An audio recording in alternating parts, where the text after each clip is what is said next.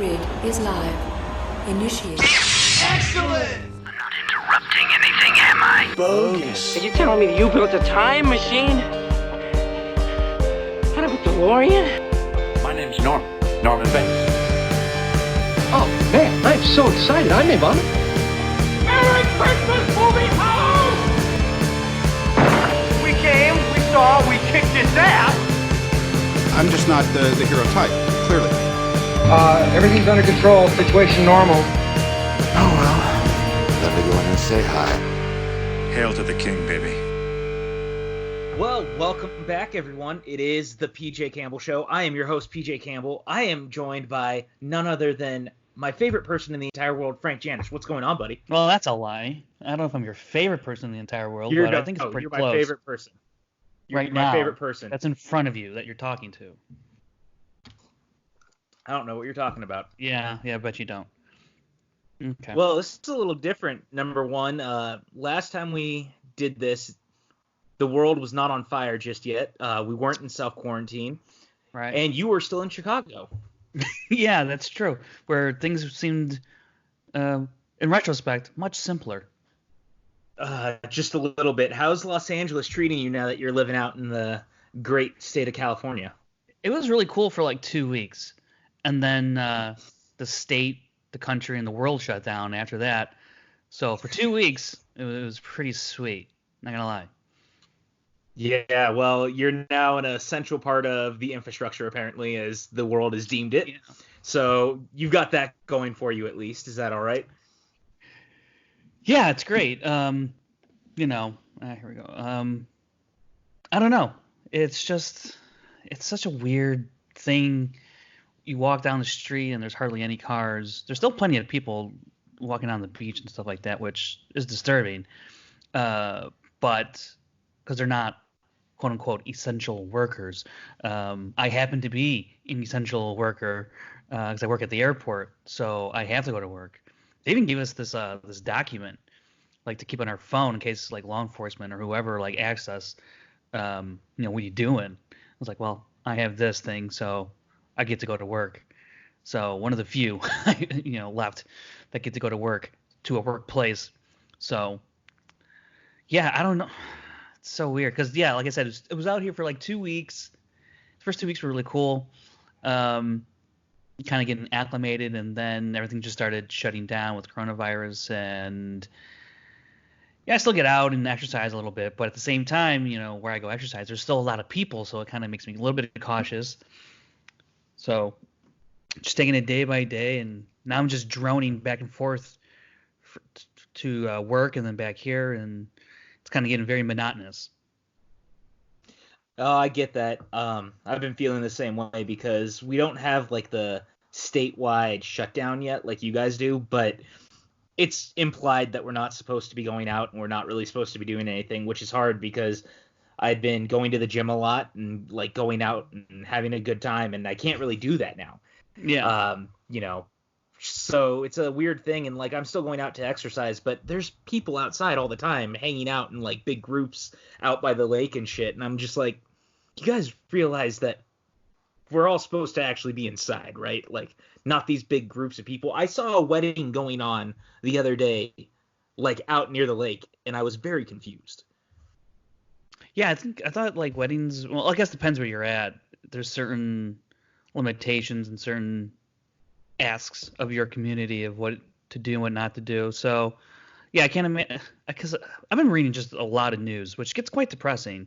So you kind of have to like take a breather, and just turn off that part of the world for a second, because literally every morning I wake up, because I work for an airline, I kind of need to know what's going on, if I'm going to work that day or not, or if the world economy is falling apart. And so I wake up and I read my email and I check the news, and it's just not a great way to start the day, but kind of what's required right now. So yeah, it's just a weird time. I don't know.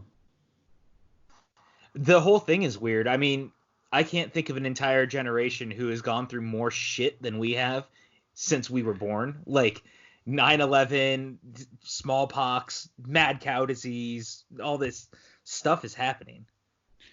Yeah, well, Not I mean, smallpox really. Yeah, I was gonna say I don't know about smallpox, but I mean, there's certainly stuff that's happened that hasn't affected us. You know, Two but, recessions. yeah, I mean, I'm not gonna lie. Probably, the 30s and 40s, they didn't have it easy either.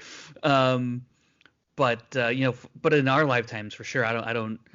It's been a lot of stuff has been going on. I don't know. So, just like I said, I mean, I'm just really at a loss for just like I don't even know how to, because we are living through history, and I was thinking about this earlier today, and I was like, what are we gonna tell people like 30, 40, 50 years from now what the streets looked like, what people's habits were, and what was the eventual outcome of all of this, and how long did it take? And you read the news and read the news, watch the news, and you hear people's opinions or theories or what have you, and it's either going to last a couple more weeks or a couple more months, or we're going to feel the effects for a year or two, and I don't know. It seems like a long process, which kind of makes sense given the state of the world and how it's currently functioning. But, what more?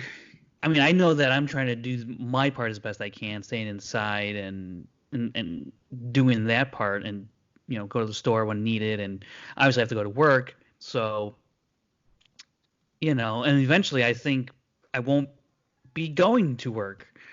That's just how bad I think it's going to eventually get. But so yeah, now I'm depressed again. Thanks, PJ.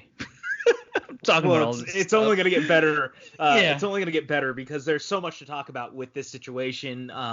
Just in general, with all the things that we've been dealing with, because you and I both like movies. That's kind of where we met, was through the Movie Trivia Schmodown, because we like movies, we like trivia shows, and it all kind of came together like that. And this whole situation has like completely shut down the film industry on top of everything else. So the ramifications of this are going to be absurd in so many ways. It started last week as we started to see The Invisible Man and Onward and a couple of other movies. I think Emma and The Hunt all started seeing digital releases.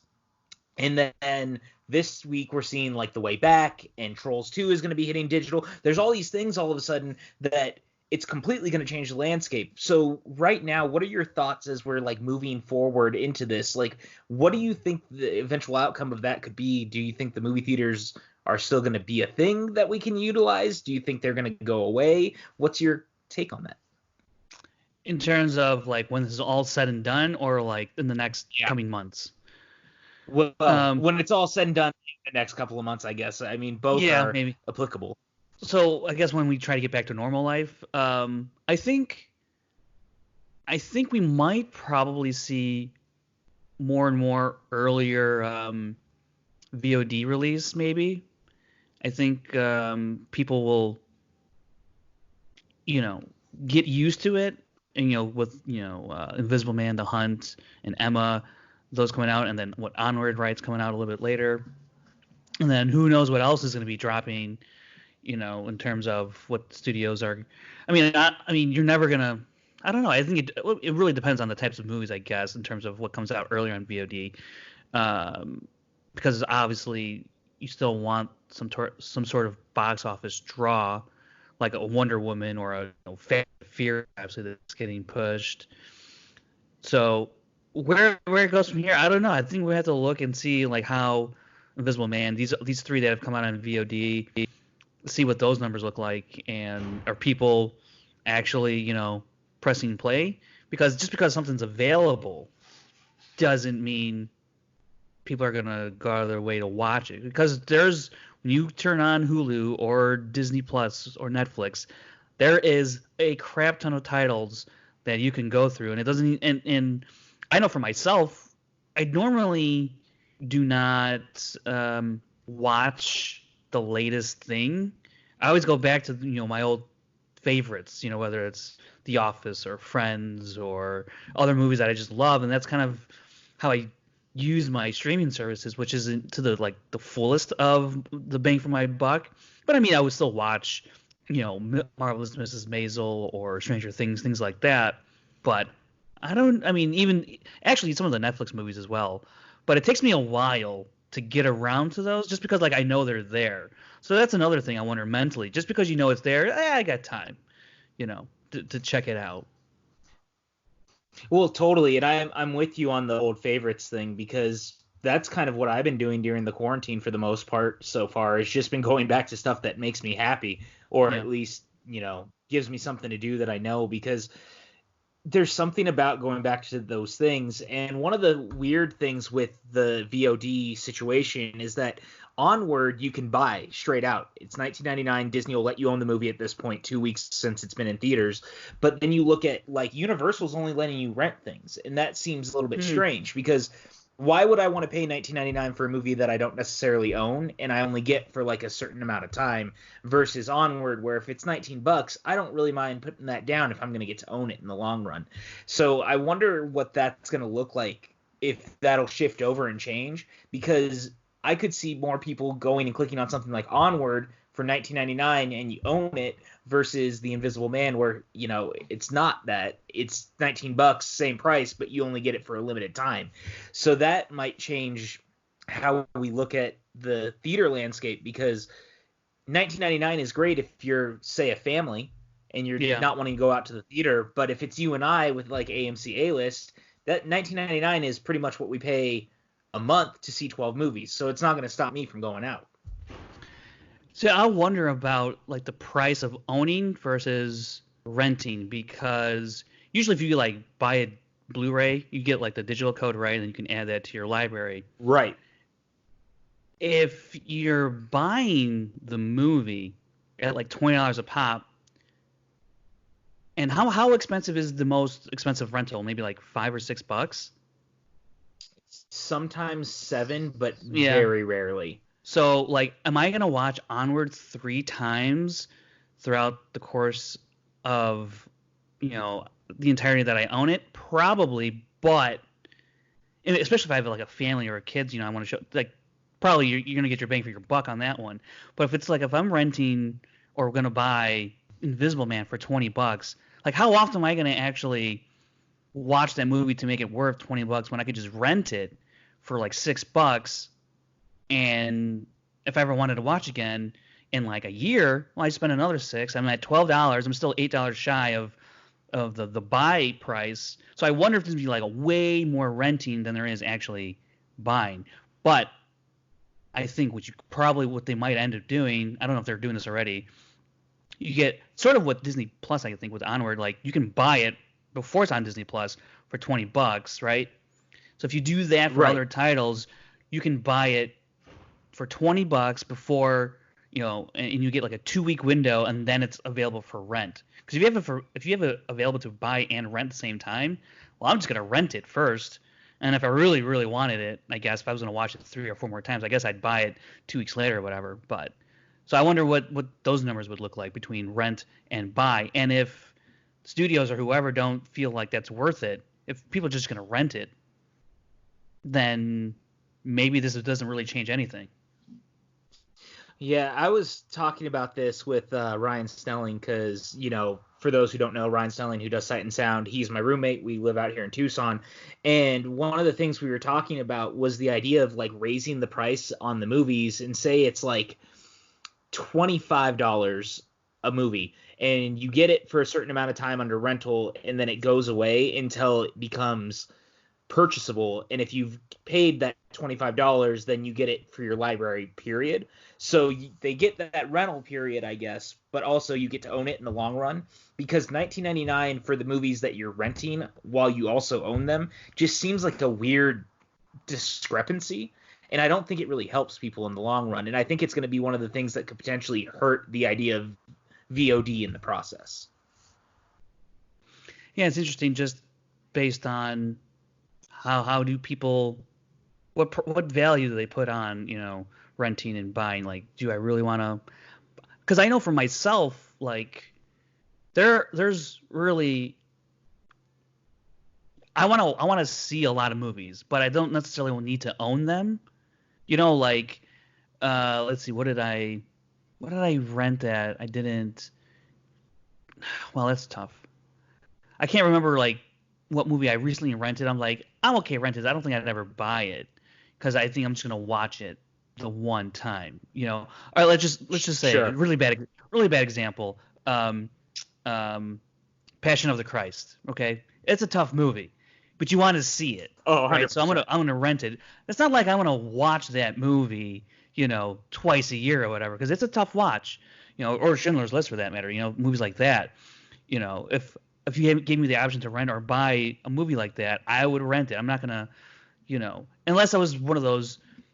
If I was gonna buy it, then I would want the physical thing, not necessarily the digital Right. thing, because that way at least I have something tangible. There's a disc, maybe there's some other stuff a part of that that Blu-ray would have you. That's where I would rather spend $20. But for like a digital file, $20, I don't know if I can make that work, economically, I guess, in my head.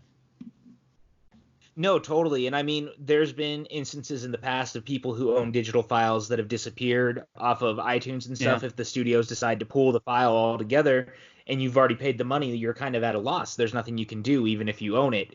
So that also comes into play, especially with me when I think about that. I mean, as you guys know, I collect physical media. That's what I have. Like that's a big thing for me.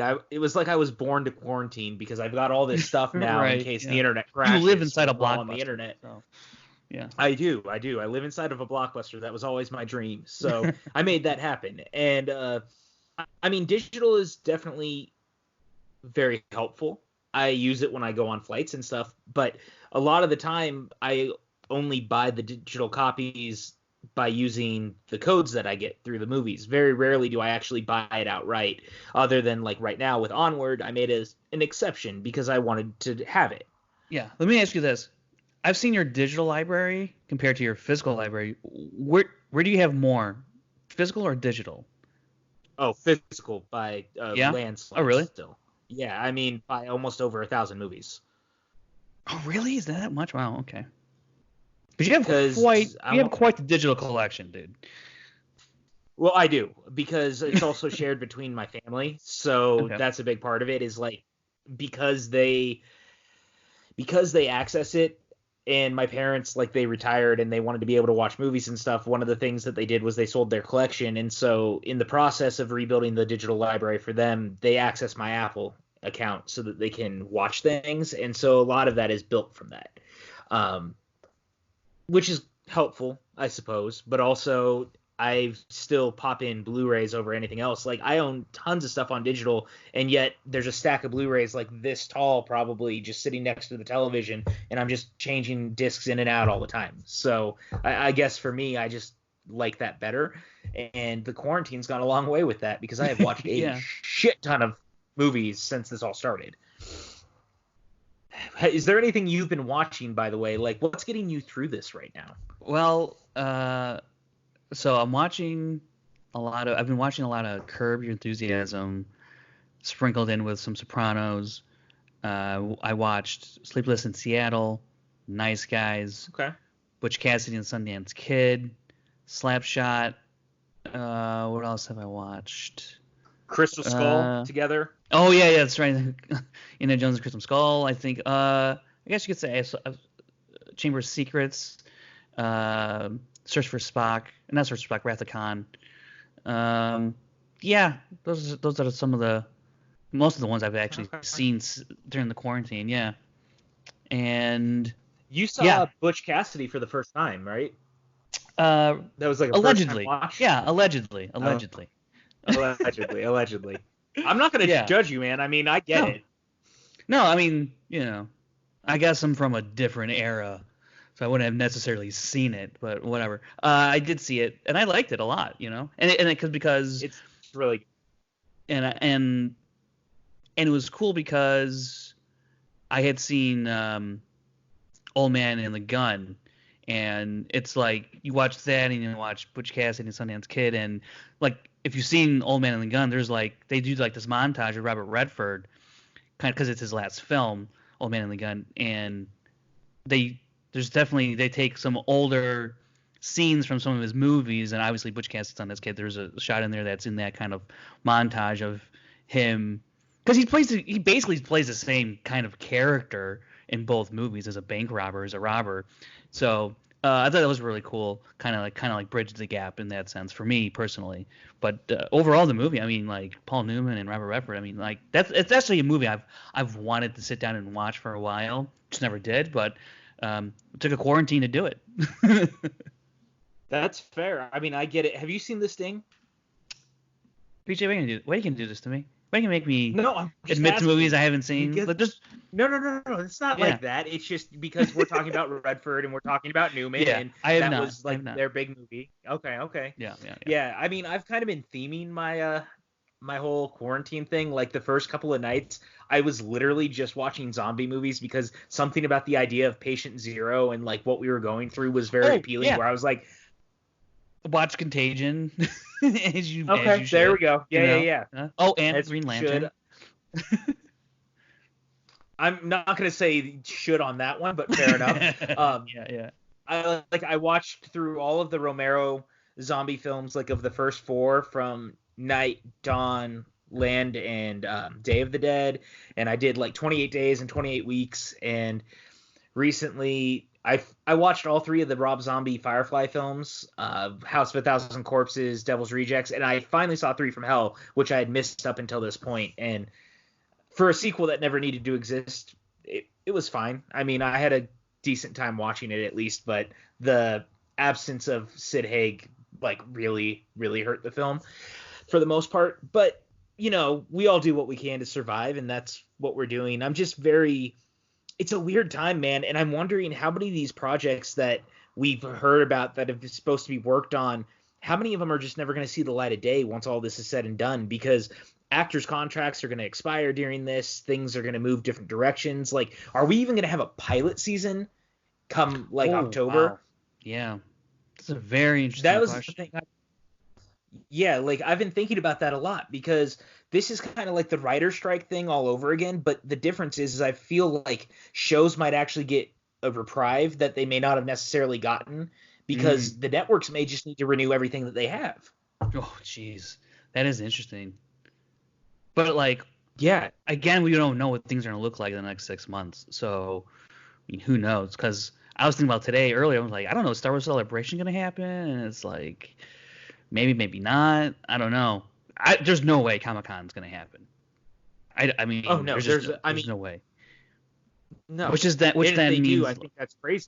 Yeah, which then means like, because Comic-Con's July, Celebration's in August. I can't imagine those conventions are going to happen, or any convention for that matter, this year probably. No. And I mean, honestly, as they probably shouldn't. Yeah. As if we're being completely honest, like if we really want to make things safe and people like survive this, the only thing to really do is to continue doing this, which is crazy when you think about it, but it's important all the same. So it's just a weird thing, man. Like, I'm still trying to figure it all out. I'm still trying to wrap my head around it because it doesn't really feel real. Like, have you felt like we're kind of living in a movie or something? Like, it doesn't quite feel like a real situation. Yeah, a little bit, because, I mean, first of all, a lot of my life anyway, at least, you know, is go to work, come home, work on Showdown stuff or watch TV and movies and stuff. And then it's for the weekend is when like I really feel kind of the isolation. Like this past weekend, I didn't go out at all. I didn't leave the apartment at all. I stayed in, did my part, you know, and being cooped up like that is not necessarily out of the norm for me, because it's a great way to save money in even normal times. Sure. But when you're told like you really shouldn't do this for whatever reason, it kind of has a different impact on you mentally. So it was kind of weird. So the only way to get through is just to drink incessantly, and you forget about everything else. you say that, but at the moment, like, I'm not drinking almost at all because I've cut that almost completely out of my diet at the moment. Tonight's my cheat night. I had a little bit of pizza, but like I have been trying so hard to lose weight, and like I'm working out. I'm feeling fit. I feel really good. I look fit compared to what I was in the past. Like I've lost so much weight since January. Nice. It was a very, very important thing to me. I just felt like I had to do it. And I picked like the wrong time to do it because now I'm barely drinking and I could fucking use the alcohol. Yeah, because so I've been like running a lot more again, and I usually don't like to drink, or like I don't like to balance that kind of thing. Yeah, I'll drink every now, but I'm drinking way more than I normally would while I'm in my running phase. So and like, you know, I'll eventually, you know, I'll get back into the swing of things. And also because it's like, you know, I don't want to go out that much, so I'm not going to run as much. But even though as of right now it's still a lot, you're allowed to go and exercise and things like that. So, but I guess I'm kind of also using it as a crutch or as an excuse not to go run. Because like I was going to go run tonight, and I was like, you know what? Nah, I'll just wait for the morning. So, and then, you know, I just had 2 Hot Pockets, so which are just delicious. So. But even with like alcohol and stuff, it's like, you know, I had a lot this past weekend, and you know, I don't want to do that because normally, like back home, I never had like beer in the fridge or whatever, or I would drink during the week or at home on the weekends. I would always go out. If I'm gonna drink, I'm gonna go out. But now, like, because you're home, it's like I gotta bring it here, and then, well, I can't keep going out to the stores, so I want to get a lot of it. And now there's like 80 beers in the fridge, and you're like, well, I'm not doing anything else. Let me have another 4 more. And it just kind of builds up, and you lose self-control, and then you're, you know, next thing you know it, you're you know, 3 sheets to win. It's only 10 o'clock or whatever, you know, so. No, I get it, man. Like, you and I are pretty notorious for getting really, really wasted together. Like, people know that we used to drink a lot. So it's a weird thing for me to be on the other end of this where I'm like, Frank, what are you doing right now? Like, please don't be Ben Affleck in The Way Back. Like, I need to take care of you. And, which, by the way, you know, when that comes out on VOD, I'm looking forward to seeing The Way Back. So, because I wanted to see that in theaters. That is tonight. And, okay, is it cool? Maybe I'll catch it on. Maybe I'll watch it. I have to work tomorrow, so maybe I'll do it on Wednesday or Thursday. But I wanted to see it in theaters, and the last movie I saw in theaters was Invisible Man, and I love that movie. But I wanted to see The Way Back, and I'm glad I'm going to get a chance now to see it. Because, like, I didn't think anything was going to go VOD, like, this soon, so I was like, oh, I'm going to have to wait. How long do I have to wait for this movie now? Not that long, apparently. No, the studios stood up, man, and they were like, we got to do something. I mean, I get it. Number one, it's really for them to make money, but it also does help us in the long run, and I think that's really, really great. So at least we've got that going for us. Apparently the theater chains are really mad at Universal because they're going to put Trolls out in next week, I think, on VOD, because what are they supposed to do? They can't release it in theaters. The theaters are all closed. So now the theaters are upset at them, but it's like, all the same, they're doing something that is pretty unprecedented, and I kind of stand behind that, and like I think it's a good idea, even though I also am like, preserve the theater experience. It's a very weird situation, but hey, at least you're gonna get to see The Way Back. What number movie of Trolls is this? Like the third one, or what is it? No, this is the second one. There's only 2. Yeah. I thought, why am I thinking? Maybe I'm thinking of Smurfs or something. I don't know, but maybe. Yeah, I think that's what I was thinking of. But it's a sequel, and it's like, it's a kids movie, so I guess it's obviously gonna make some decent money at the theater if it were in a theater. But like, what is the AMC? Like, what is the AMC? Like, what do these theaters expect? Like, they're just gonna wait till they reopen and push back everyone's entire slate? You know, I mean, like, they're gonna have to somehow like trickle these out. Right. I mean, the crazy thing is think about this. We've already lost almost an entire month of programming at this point, right? Like, from your initial pushback to now, we've lost almost an entire block. May is just around the corner. If this stuff is still going, we lose Black Widow almost immediately, which is supposed to be like the second big blockbuster just behind F9, which already got pushed back a year. The more of these movies that get pushed back is going to be a huge effect later, because if you think about it, those movies getting pushed back start trying to take dates from next year or other times where everything starts piling on top of each other. And that's a scary thought. Like, Bond already moved to November, so you can't move anything there at this point. And what happens next? Like, I think December is already super crowded too. So, Yeah, Wonder Woman. Like, I think WB is quietly talking about potentially moving that to VOD and HBO Max, which, again, understandable because the movie's already been done for like 6 or 7 months. That would be insane. I've seen some tweets on this about how it's like highly improbable that they would move that to VOD just because of the kind of money it can make at the box office. Like, there's no way they would ever recoup. I mean, I don't think they've really done any marketing on it, to be honest. So, like, you're not wasting a whole marketing budget. But, like, the production budget alone is, what, 200 and something, right? I don't know. Probably, at least. So it's like, are you going to make 200 million on VOD? I don't like, I don't know. Right. But then again, say that you put it on HBO Max or something, and now everyone's tuning in because it's the first blockbuster on VOD in like this space like this. That could change the game for them. People start getting HBO Max, and because like it may be unprecedented. Yeah, and it may be unprecedented and improbable, but we're living in unexpected and improbable times. True. So now suddenly everything is a completely different landscape than it was before. Yeah, but I mean, I think in the end, though, with this VOD stuff, as of right now, I don't really expect it to have long-lasting effects in terms of how movies are released and what movies are released VOD. It just, I think it's like, okay, good, we have this avenue, but it's not like our preferred. It's never going to be the preferred method to release a movie, right? I think we can all agree on that. So, to what degree and to what like measure what movies are going to get slated for? I mean, they kind of do it already. It's like the Netflix kind of method of we're going to put this movie in theater for a couple weeks, but then it's going to be on Netflix, and I know that's mostly due to for like their contenders, their award contenders and whatnot. But I don't know, does more and more theaters do that, especially once they all have their streaming platforms? Maybe, I don't know. Yeah, and that's the question right now because it's really dependent on everyone's streaming platforms. And we know Universal's got Peacock around the corner, WB has HBO Max, Disney's got Disney Plus. Like, the studios are starting to ball out and do that sort of thing. I think even Paramount's working on one. So that potential shift is there.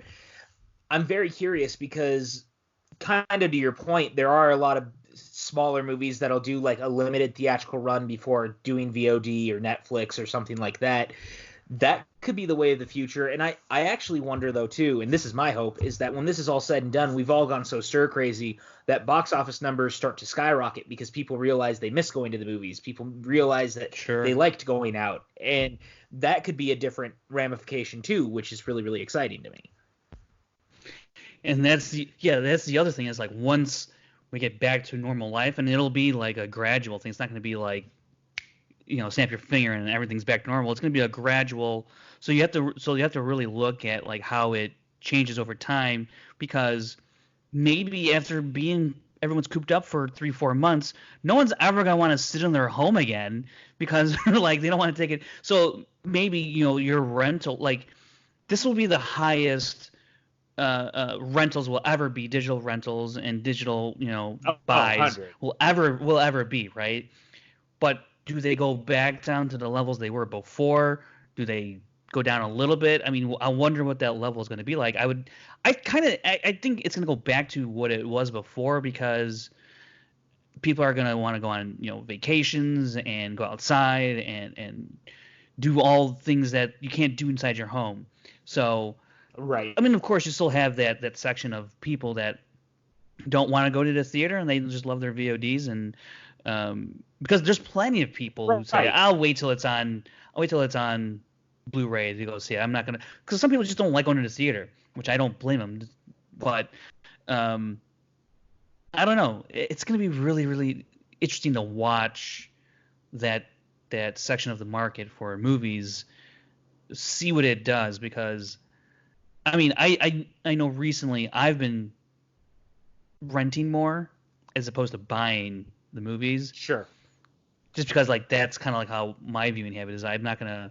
There's very few that I'll buy outright. And now with like Disney Plus, all of them are at my fingertips. When you have all these streaming services, on a monthly basis, like, with Peacock and HBO Max, it's like, are you going to run out and buy those? Or are you just going to get the streaming service instead, or are you just going to rent it? I don't know. There's like, it's so crazy to think about. It's a lot. And the Peacock, I think, was actually supposed to launch like next month, and we have heard nothing for obvious reason. Now with all this going on, like, when does it drop? If I was them, I probably actually would have potentially moved it up, or even HBO Max, like, release a beta version with what you guys have right now, because now is the perfect time to kind of capitalize on all of it, as weird as that sounds. And I mean, look, I've been waiting for the Psych sequel for, like, it'll be almost 2.5 years at this point. Like, the Peacock needs to be out now because I need my Psych sequel, goddammit. So, I'm waiting for that, and it's a weird thing, man. And, I'm sorry that I am in Arizona, not in Los Angeles with you, because you would just be pulling like all this stuff off the shelves like you used to do. But, you could always come down here and visit at least, and when California decides to reopen and you can leave again. Right. Yeah. Oh boy. I've been thinking about that a lot. And dude, I'm not gonna lie, like, as we were kind of talking about it, it's fucking crazy that Fast 9 got pushed back almost an entire year. But that's because they know they don't want to miss out on $1 billion, because they know they won't make $1 billion, and they might push it back another 6 months after that, because based on world economy, they might, if they really are hell bent on making $1 billion off of that movie. Who knows what the world economy is going to look like, and they might push it back another 3 to 6 months. I think that's a realistic possibility, because we're going to be feeling the economic impact for a while, which is going to affect every single industry, especially entertainment industry. People aren't going to, I know for myself, man, like, I ain't spending money on nothing but, like, food and, like, the things that keep me alive. Like, it's easy for me to shell out. Yeah, it's easy for me to shell out like $3 or $4 to rent a movie, but $20, I don't know. Because like $20 for me, I get it. I could rent 3 more movies for that price. I could see 3 movies and I could forego owning it. So I don't know. No, totally. And it's a weird thing, because all of a sudden, like, I know that they're trying to pass bills to get us cash right now, like in Congress and stuff like that, which would potentially help us in the long run too. Mm-hmm. Like, if they did manage to do something, and maybe we wouldn't feel the devastating effects of what could be a potential recession again, which is preferable, but we can't guarantee that that's going to happen, because unfortunately our government doesn't exactly get along. So there's just all these like unknown variables to all of it.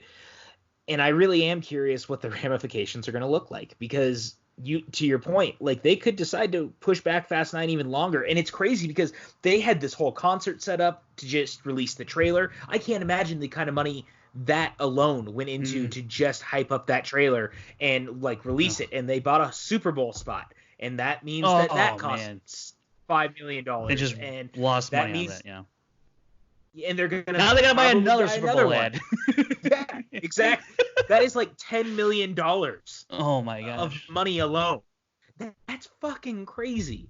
So it's a weird thing, and I guess with that, one thing I am excited about, though, potentially, and this sounds very strange to say it that way, one thing that you and I are going to be doing on our brand new YouTube channel that we started because of the quarantine is we are going to do the Fast and the Furious movies every month leading up to the reveal of Fast 9 in April, assuming that it comes out in April. Right. Thank you, Frank, for giving me that kind of doubt.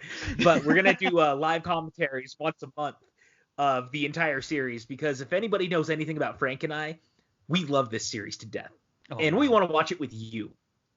Yeah, this especially when we get into like part 4 and onward, I love the first 3, specifically Tokyo Drift, but once you get past that into the new world that they kind of just were like, screw it, let's do it. Yes, the craziness, it's just a bunch. It's the series is, if Banana Pancakes were movies, this would be it, Yeah, no, totally. And I mean, I rewatched Hobbs and Shaw the other day. That was one of my quarantine movies, and it's like, how did we get here from Fast and the Furious? I have not seen Hobbs and Shaw yet.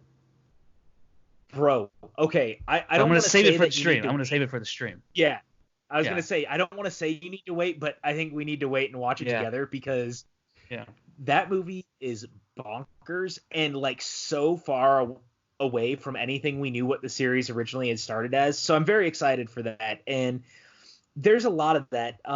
One of the things I'm very excited about as we kind of go into all of this is that one of the things that the channel is going to be doing is offering family game nights. Chris Clark and Evan Degraff are going to be streaming old games and stuff like that and playing on the channel, which is really, really cool. But more importantly, for Frank and I, we're doing commentaries, sober or drunk, depending on the movie. I'm not sure. We had a whole series of potential drunk commentaries we had talked about. But on top of that, we are going to finally do what we've been talking about for so long, which is Something Rotten. This is a show that you and I have been wanting to do since like 2 years. It's been like 2 years, maybe. It's been like 2 years, and the quarantine ended up being the perfect time to finally do it, which I'm really thankful for, where we're literally going to sit down and we are going to review movies and look back at movies that are rotten on Rotten Tomatoes. Literally, that's it. There will not be a fresh film on the docket. Every movie will have a rotten rating, and we're gonna like dump it, like dive in and digest it and decide if it deserves that rating or not. There is a pilot of that on one of the old episodes of this show that actually had us doing, of all things, The Fast and the Furious. It's true, and I was kind of drunk for that one. I can't remember. So if it's you like were. both the things. Yeah. I was a little bit buzzed. I was a little bit buzzed. We had definitely been drinking because we watched that and something else before that led us to drinking. I don't remember what it was. What was that? I don't know now, but it was good. Whatever it was good. And one of the things I had been thinking about, just because I kind of almost want to torture us, one of the Something Rottens, because one of the things we both talked about was potentially doing the commentaries aligned with Something Rotten, because I think you get a lot out of that, which would be very interesting, like us watching it and then us fully diving into it if it's a rotten film. I also kind of want to do like drunk commentaries on Something Rotten, and one of them I was thinking about was Tom Cruise's The Mummy and doing it alongside Fraser's Mummy. Oh, because both are I like that. rotten. No, that'd be cool. So it's something that we're talking about doing, and so we've got some stuff going. We got some stuff brewing. I like the people that we have behind stuff right now. I think that's really, really cool. What are your thoughts right now on Quarantine Project? Well, I want to know, is one of the Scary Movie rotten? Do you know which Scary Movie? The first any one. of them? Any of them? Let me look. Because then we could do something rotten on like a scary movie, and then do a live do a commentary on Scream, because there's no way you know that's yeah that's there's no way Scream. Or what if you did like the Rob Zombie Halloweens and then the Halloween? Dude, I would actually kind of be down to do that because I hate the Rob Zombie ones so much, but also actually, bro, all the scary movies are rotten on Rotten Tomatoes. Okay, see, there you go. That's amazing. Oh my gosh. That's incredible. Literally all of them. And 1 through 5 are all rotten on Rotten Tomatoes. This is fantastic. What's the highest rated one? The original at 53%. Ooh, what's the threshold again? Was it like 59, 60, or what is it? Do you remember? 53%. Wait, what was that? The threshold before it's I want to say it's 59%. So that one's 6% under. The second two highest are the same, and it's Scary Movie 3 and 4, and they're both at 35%. Oof. Scary Movie 5 has Scary Movie 5, 4%. No way. Well, how many reviews on that? How many reviews are on that? Look, I'm curious. Because I want to know, like, if it has like 2,000 reviews, that is god awful. But if it has like 17 reviews, it's got 51 reviews, but the user score is 38% with 2,000 or 236,000. Still, that's not great. Yeah. That's what I'm saying. Man. Oh man. That'll be fun. These are that's kind of the stuff that we're looking at. I'm really wanting Something Rotten and the commentaries to go a little bit hand in hand on some of the stuff that we're working on, just because I think that there's something to be said about that. I think there's a lot of angles to talk about things. One that I might actually be curious about doing with you is Rise of Skywalker, because I know that we have very specific feelings on the film. I actually just recorded a commentary for it with Ryan Snelling. So there's something to be said about the potential of jumping into that. Maybe in December, we'll give it some time and revisit it. Yeah, that'd be interesting. Yeah. Maybe we could even, in terms of commentaries, maybe even move into like TV shows. Who knows? I was thinking the same thing, because something that piqued my interest was the idea of us doing Friends commentaries, picking like our 10 favorite episodes. Okay. Yeah. Doing commentaries for it, things like that. One I kind of wanted to do was How I Met Your Mother. I wanted to do a commentary from the pilot and then the final episode, because you and I both like How I Met Your Mother, and I'd be very curious talking about it, because I have very specific feelings about the finale. Yeah. Yep. But the quarantine ended up being the perfect kind of storm to get back into doing the stuff we've been doing, because both of us ended up being very busy with life and things. And I'm excited, man. Like, very, very excited, in fact, because I think that there's a lot of good that is going to come from this, if you will. What are you hoping to get out of this? What do you want to see with the channel? Well, I mean, personally, I'm going to motivate myself to see things I've never seen before. And just kind of, really honestly, that's kind of how I just view it, is to discover things, explore things that I have not before, and therefore who is ever watching or listening can get a genuine reaction out of someone who's seen it with fresh eyes for the first time. So at least give that fresh perspective, whereas it's raw and it's not. Whereas I haven't sat on my thoughts for a week or whatever. You're gonna get it. Right. Majority of the time that stuff that we watch will probably be like the first time I've ever seen it. I think we kind of discovered that as we were going through like the rotten list we were coming up with one day. I was like, I've never seen any of these, whatever. So it'd be very interesting, because you've seen just about everything I have not. So there's probably like a 0.0001% of overlap where we both haven't seen a movie, and maybe there's like a 0.005% of where, or even more, 0.0000001% of I've seen the movie and you haven't. So those little nugget finds will be interesting, I think, if we can find them. But yeah, I'm just looking forward to sharing my genuine thoughts and feelings pertaining to specifically the movies I have not seen before. I'm trying to see if I can find that note of all the movies that we had. Yeah, there's a Google. Oh, I do. I have it. Like I have it. 70 something movies. So just off the top of our heads, these were a couple that you and I had originally talked about, and one of them came up again when you and I started doing all of this, was Top Gun, because with Top Gun 2, it seems like the perfect time to do that. But on top of that, Tommy Boy. Wait. Top Gun is rotten, my friend. Top Gun is rotten. It seemed like a bad dream, but I believe you. Yes. Yeah, one that we had talked about was Tommy Boy. Mark Ellis has already said that he wants to come on for Young Guns 1 and 2, because both of those are actually rotten. So that's something I'm very excited about. Yeah, total travesty. Absolutely. Armageddon was one that we were hoping to do with John Roca. National Treasure. The Burbs with Tim Franco. Tim Franco wants to do that. Wind Talkers is another one I really want to do, because Roca was in Wind Talkers. Right. So that's potential there. We have an entire list that I'm looking at right now. Ace Ventura, Bruce Almighty, Bad Boys 1 and 2 we should have done before Bad Boys 3 came out, but things happen. Is Bad Boys 3 rotten? This list, no. Bad Boys 3 is not rotten. That's all I'm saying, man. Rush Hour 2. Oh boy.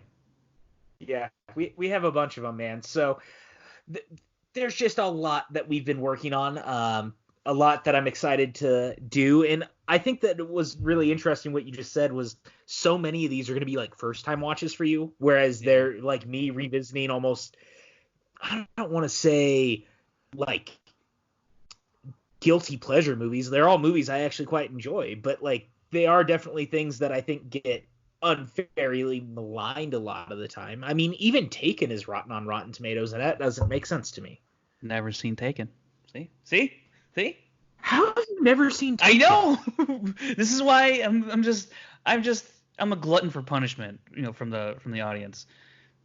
No, I know, and I'm not going for that. You're better off than Hogue. Hogue has seen a lot less than you have. Really? It's a film studio. Yeah. God. Yeah, right. but it's Hogue. I mean, Hogue's never seen Young Guns 2. The running joke of this show is also the saddest thing I've ever fucking heard. I mean, how you've never seen I have a Young Guns 2 poster hanging in my freaking stairwell. Because we all gotta love Young Guns 2. Nathan Hamill loves Young Guns 2. That's all that really matters in this world. It's got the Nathan Hamill seal of approval with Mark Ellis alongside of it. But I'm excited, man. And the idea of doing commentaries is something I always wanted to do because commentaries are very on the fly. They're on the cuff. They're very real reactions to things that you're talking about. And I think that there's a lot to be said about that, which is always very interesting. Yeah, I'm looking forward to doing the commentaries myself because I mean I know for like movies that I've watched dozens and dozens, if not hundreds of times, I'm always kind of, and then you watch it with like a group of friends, you're always kind of like giving, commentary, remember, this part here, blah, blah, blah, or that part there. So that's always a lot of fun. And I'm definitely looking forward to it. Yeah, I am too. When we all watched Crystal Skull together, with Smets and Kaiser and you and I and like everyone who was watching live, it reminded me just how much I like doing stuff like that because you can also come to a place where I have so much fucking useless information 95% of the time rolling around my head that I shouldn't know that the fridge sequence originally came from Back to the Future, but here we are, and I'm able to add that to the conversation, and that's the kind of stuff I want to do on top of us almost like Mystery Science Theater 3000ing this stuff, where it's like we can also kind of make fun of it, especially if it's something I'm rotten. gonna. I'm most definitely gonna. Like, especially when we did like horror films. You have to, Yeah. No, 100%. One of the ones that I really want to do, and I really hope that we do, it involves the hard one with this one, and this is one that I originally told you I wanted to do as a live commentary. We're going to do it. I don't know how, but the problem is that it becomes difficult if we want to do it with a live audience, and that's Grindhouse. And the reason that's so difficult is that Grindhouse itself is not really streaming anywhere. Like, I think you can stream Planet Terror or Death Proof, and they're the extended cuts. They're not the version together. Like, I own it on Blu-ray, but I know that I have a minority opinion on that. So being able to do that, I really want to. But I don't know how feasible that is, but I really want it to happen because Grindhouse would be like the perfect example of us being able to like cheer and have fun and like get just stupid while we're watching it in the best way. Yeah, that is the tricky part about, live streaming that one, because is it readily available, if you don't own it. Yeah, I mean, I'm sure that there's various ways you could do it. I don't want to put that out in the world and advocate for it, but I'm sure if people wanted to do it and we really wanted to watch it, they could, and that would be great too. But I'm not also trying to get a lot of people in trouble, but I also I stand for Grindhouse super, super hard, and I really want to do Grindhouse.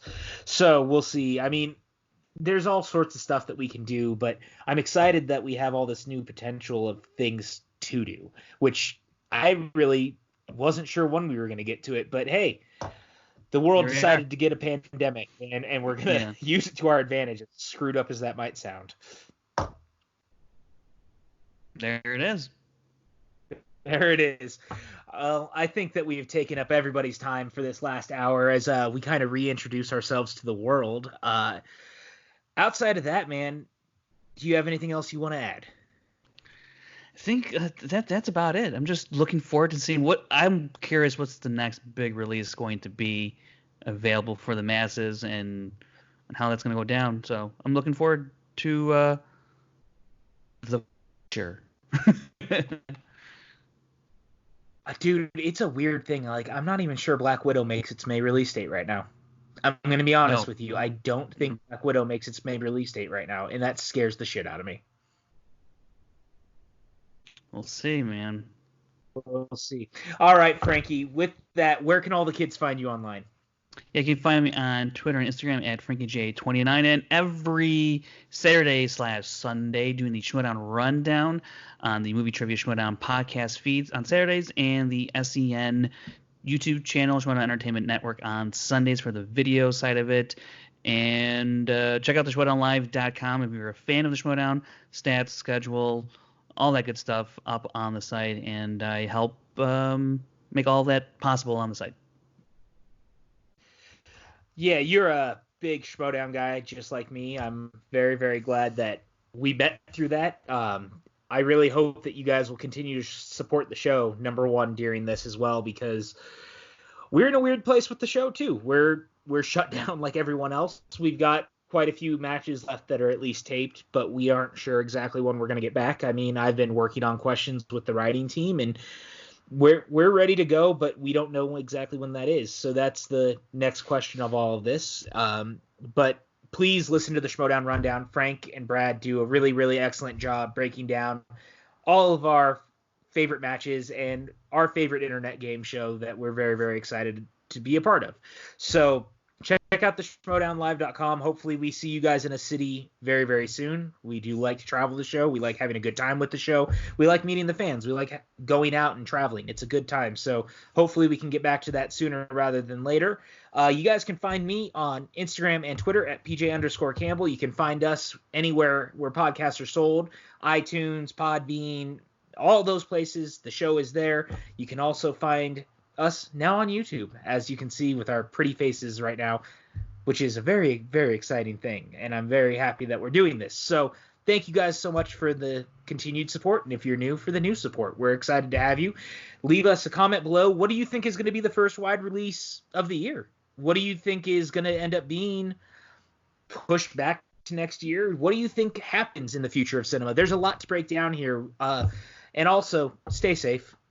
Don't be stupid. If you have a citywide or statewide, like, stay in place ban, try to do it. Like, try your best. We're all just trying to get through this together. We're all stuck in the same blasted rock trying to get through this shit. So stay safe, stay healthy, and we'll talk to you guys soon. Have a good day, everyone. Please leave this office. Do we get any sort of souvenir? Get out of my office! I'll be back. I gotta pay. Throw me a frickin' bone here. I'm the boss. Need the info. Shut the fuck up, Donnie. Heavy is the head that eats the crayons. I'm gonna take a nap. See you in 10 hours. Dude, I almost had you. You almost had me. You never had me. I like your style, dude. End of line.